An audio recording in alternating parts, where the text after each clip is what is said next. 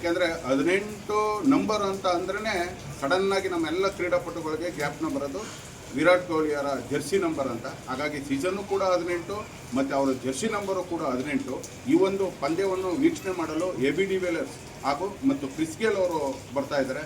ಮತ್ತು ಈ ಒಂದು ಪಂದ್ಯದಲ್ಲಿ ಅತ್ಯುತ್ತಮ ಆಟ ಆಡಿ ಇವತ್ತು RCB ಕಪ್ ನಮ್ಮದಾಗಲಿ ಅಂತ ವಿಶೇಷವಾಗಿ ಕುಕ್ಕೆ ಸುಬ್ರಹ್ಮಣ್ಯದಲ್ಲಿ ನಾನು ಪ್ರಾರ್ಥನೆ ಮಾಡಿದ್ದೀನಿ.